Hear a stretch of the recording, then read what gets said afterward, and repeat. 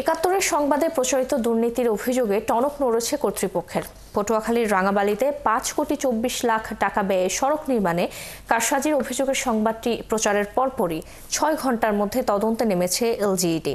বৃহস্পতিবার ঘটনাস্থলে গিয়ে সড়কের মান যাচাইয়ের জন্য নমুনা সংগ্রহ করেছে পটুয়াখালী থেকে আসা ৫ সদস্যের একটি দল।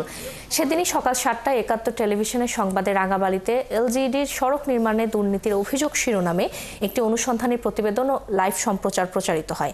প্রতিবেদনে সড়ক নির্মাণে মানহীন বালু, জমাট বাঁধা সিমেন্ট এবং কাদামাটি মেশানো পাথর ব্যবহার এবং নকশা বহির্ভূতভাবে রড কম দেওয়ার অভিযোগ ওঠে। তাৎক্ষণিক দুপুরে পটুয়াখালীর তত্ত্বাবধায়ক প্রকৌশলী অমিতাভ সানার নেতৃত্বে এলজিইডির ৫ সদস্যের একটি প্রতিনিধি দল ঘটনাস্থল পরিদর্শনে আসেন।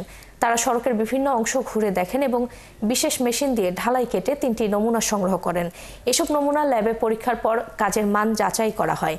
প্রায় ২ ঘণ্টা ধরে সড়কটি পরিদর্শন ও নমুনা সংগ্রহ শেষে এলজিইডি পটুয়াখালী তত্ত্বাবধায়ক প্রকৌশলী একাত্তরকে জানান, সংবাদ প্রচারের পর ঊর্ধ্বতন কর্তৃপক্ষের নির্দেশনায় তাৎক্ষণিকভাবে তিনি পরিদর্শনে আসেন।